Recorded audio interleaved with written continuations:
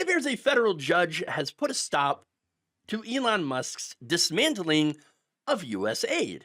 U.S. District Judge Theodore D. Chuang ordered Musk's Department of Government Efficiency to reinstate access to email, payment, security notifications, and other electronic systems for all USAID employees and contractors.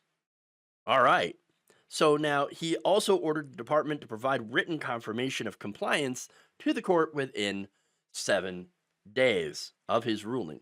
68-page ruling found that Musk and DOGE likely violated the Constitution in multiple ways in their dismantling of the agency.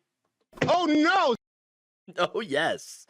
Now, this comes as a result of a lawsuit filed by 26 federal employees and contractors who had sued after DOGE began rapidly dismantling USAID in an apparent violation of the Appointments Clause of the Constitution. So, look, remember, Elon Musk is considered to be a special government employee. Okay? He does not have the ability to fire people. That is not something that he can do. Musk has not been appointed to that position or any position by the president and is not a Senate confirmed government official. Turns out that kind of matters. No, he is a rando advisor and nothing more. He cannot fire people. He cannot unilaterally dismantle government agencies. Period. No matter how much he thinks he can do that, he cannot. Chuang ruled that actions of Musk and DOGE harmed not only plaintiffs, but also the public interest because they deprived the public's elected representatives in Congress of their constitutional authority to decide whether, when, and how to close down an agency created by Congress. The judge said in his ruling that he wants to, quote, delay a premature final shutdown of USAID while litigation over DOGE's actions is ongoing. So this is just one of the many different lawsuits from, former employees and government unions that is trying to fight against DOGE. And I think that's great. We need that. Right now, the courts are essentially the very last guardrail to what Musk and Trump are trying to do to our government. And it's take it right over and turn us into a, basically techno-fascist kleptocracy. Horrible. So now here's the thing though, okay? Chuang had ordered DOGE to reinstate any current USAID employees' access to email and other systems and block DOGE staffers from taking any actions related to USAID without a sign-off from the agency official who has authority. Now, the administration could still shut down USAID. Yeah, but that order has to come from the Trump administration. Administration officials or members of Congress. So, for example, Marco Rubio could do it, okay? So, all right, well, if they can still shut it down, then what's the problem? Why don't they just do it this way? Well, I will tell you why. And this is my working theory. They don't actually want to do it. Or actually, no, you know what? They do want to do it, but they don't want to deal with the smoke for doing it, okay? Republicans, of course, absolutely want to gut these agencies. They hate these agencies. They don't want to deal with the political fallout.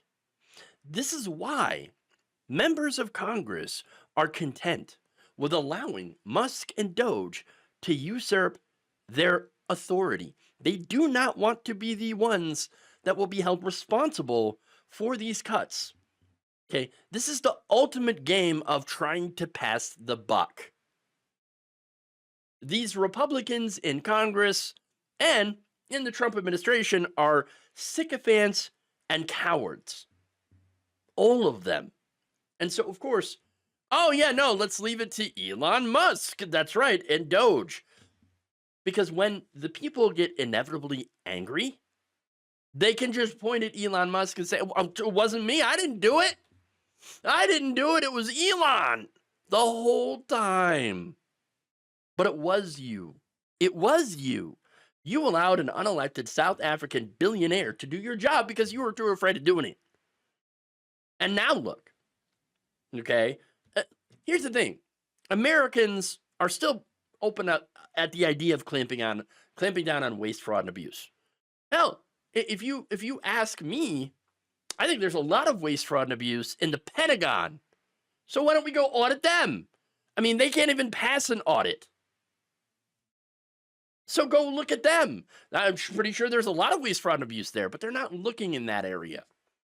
No, they're looking in anything that helps a poor person, anything that helps make someone's life livable, a little bit better, puts food on the table, in children's mouths, okay? That's the stuff they're looking at, which of course, we know there ain't a lot of fraud in that. They have been constantly cutting back and making sure that there is very, very little fraud, okay? And so that's the reality of these welfare programs. No, there's not a rash of fraud. The only thing that they're pointing out is we don't like it that certain people are getting benefits. We don't like that. I wonder who those certain people are. The Republican Party's racist. Oh, right. Those people. But here's the thing.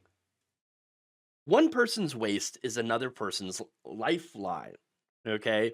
And so, look, there's a lot of people that don't agree on what the waste, fraud, and abuse is. Okay? And so that's how he's able, Musk, to go in and say, look at me, I'm fighting waste, fraud, and abuse, and then not be able to show any receipts of any real waste, fraud, and abuse. He's just pointing out programs that Republicans don't like. And it turns out they don't like anything that helps poor people, people in another country. And that's why they've really targeted USAID. Okay, so DOGE is operating in very vague territory. And when people realize that it is they that are considered the waste, you know, people who work for the government, essentially, as we've seen in a lot of these FAFO stories, that's when they get mad. They're like, whoa, wait a minute. You got rid of my job? Oh, I'm not the waste. Elon Musk thinks you are. So I do like how this, I do like this ruling, okay? And even though it's temporary, but I like how it seeks to completely derail, these the plans of Congress to try to shift the buck, okay? Because they know it's going to get people mad. They're putting the onus back on appointed members of the Trump administration, as well as members of Congress, who can and will be held accountable for these disastrous cuts. Thank you for watching. If you enjoyed this video, please like, share, subscribe, hit the bell icon in order to get notified whenever a new video is released. And if you want to support independent, progressive media through this difficult time where it seems like everybody is shutting down, you can become a member on our YouTube page, you can become a subscriber on Facebook, or you can go to my Patreon. It's patreon.com/Jeff Waldorf. Thank you.